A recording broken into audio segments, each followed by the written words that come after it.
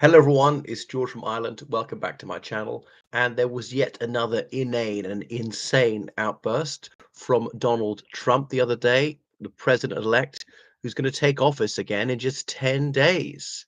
Yeah, so 12 noon on the 20th of January, he shall be taking the presidential oath administered by the Supreme Justice. Well, the Chief Justice is the highest judge in the United States in front of the Capitol building. Anyway, people are treating him as though he's the president already. The dying days of the Biden administration. So President Trump said just 3 days ago that he wants to take over the Panama Canal and indeed Greenland. Now, bear in mind, the United States still has troops in the Panama Canal. Or how can he take it over even more already? Does he want to invade the whole country? I mean, he didn't say he'd invade, but he was asked, well, would you exclude the possibility of using military force or indeed economic coercion to annex the Panama Canal or indeed Greenland, which is an appurtenance of Denmark? And no, he said he wouldn't rule them out because they are necessary for America's economic security.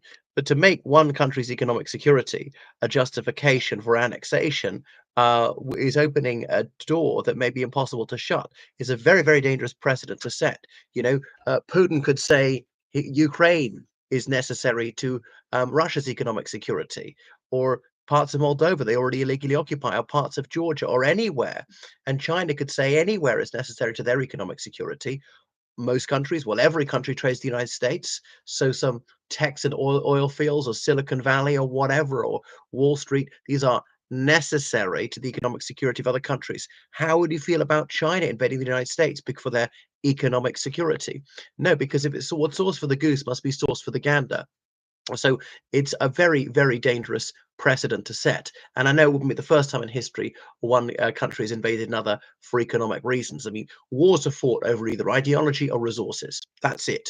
Often both. Biology, ideology, I can include religion. Resources at its most primitive, millennia ago, it was farmland. But these days, it could be oil, it could be lithium, it could be anything else, even water resources in water scarce parts of the world. So Denmark has long ruled out ceding Greenland or any part thereof, which is part of the Danish kingdom. Um, Anyway, so economic force. Why on earth should Canada be obliged to join the United States? What about the Declaration of Independence? Canada's entitled to its independence. So simply, if you want this land, you're going to starve them to submission, is a reminder of just how pernicious and deranged Trump is. Because some right wingers jubilated Trump's victory, even some mainstream right wingers. Now, I've been a day one abominator of Donald Trump, and I realize he's not right wing or left wing or centrist to anything. He is a Trumpist. He is an egomaniac. He's very, very perilous to the whole world, of course, and he's getting worse. The one ray of hope is that he'll die of a heart attack or stroke very soon. So, I mean, I think it's unlikely he'll finish his presidential term. Even if he's still respiring, he may well just be some sort of catatonic state or in a deep coma or just so deranged he's drooling and just has to be fed through a straw. But until then, he's the guy with his his finger on the nuclear button. And Putin can say, "Well, look at this. I said the U.S. is hyper aggressive. I'm correct." And actually, he'll be on the money because the threat of war is also a war crime, even if you don't actually start that war using these intimidatory tactics. Canada, which has been an ally of the United States since 1941, which has never aggressed the United States in any wise, which enjoys relations of really unequaled amicability with the United States, more so than Israel. Israel and the United States have even had diplomatic spats, which is very, very helpful, which is a NATO ally, which has host US military bases, and they would invade Canada for doing absolutely nothing wrong to them. Wow. It's just absolutely outrageous, a blatant violation of international law that he's threatening there, saying that the border is an artificially drawn line. Yeah, most borders are artificially drawn. Okay, so why could Canada not take more land from the United States? rather than vice versa. Borders are man-made, and yes, sometimes they follow some geographical boundaries, such as rivers or mountain ranges or the coast and so forth. So it's the world's longest border. Is it something like 6,000 kilometers? Remember, Canada used kilometers, a more or less demilitarized border, and it's been fantastic for the United States not to have to worry about that border. Remember, if you go back before the 1940s, relations between the United Kingdom and the United States were not always cordial, and Canada was part of the British Commonwealth of Nations, as they called it back then. You go back to the 19th century, there were moments of tension. It was even possible the British Empire would go to war against the United States. But every time that there was some row between the United Kingdom and the United States in the 19th century, the UK backed down because they realized Canada was indefensible. Such a long frontier. Moreover, the United States outnumbered Canada 10-1. And so we go on. So Prime Minister Justin Trudeau, who's going to step down in March, said that there isn't the remotest chance of Canada being absorbed into the United States. Canada doesn't want to be a state. So anyway, he says the United States spends too much money defending Canada. Then stop spending it. That's your choice. Don't blame them. There's no reason to invade it. Canada might need to defend themselves in the United States when Trump comes in. And he was against Canadian exports of automobiles, dairy products, and lumber. Well, Americans stop buying it then.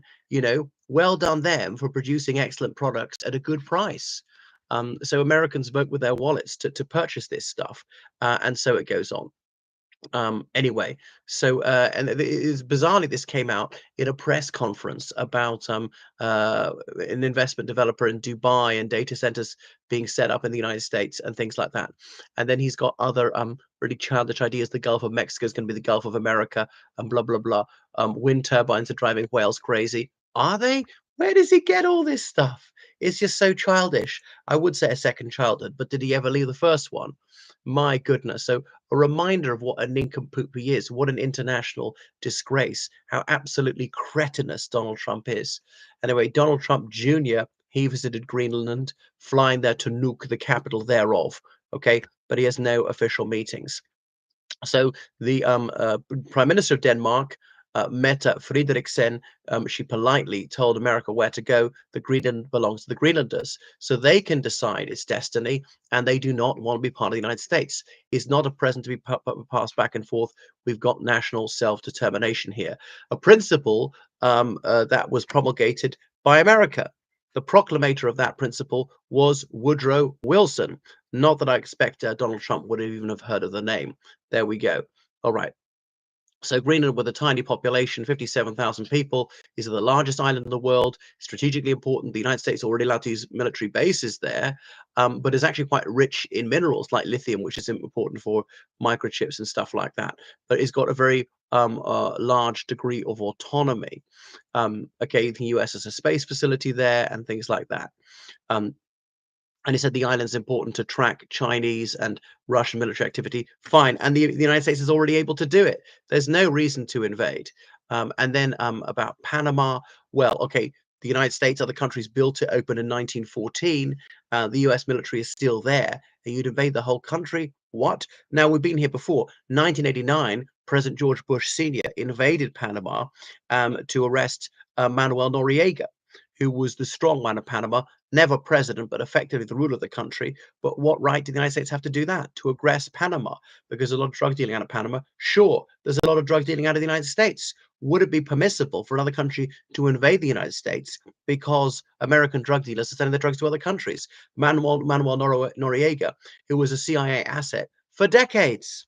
So the hypocrisy is staggering. Remember, George Bush Sr. was director of the CIA in the late 1970s when Noriega was already ruling Panama. So therefore, George Bush Sr. should have been in prison himself.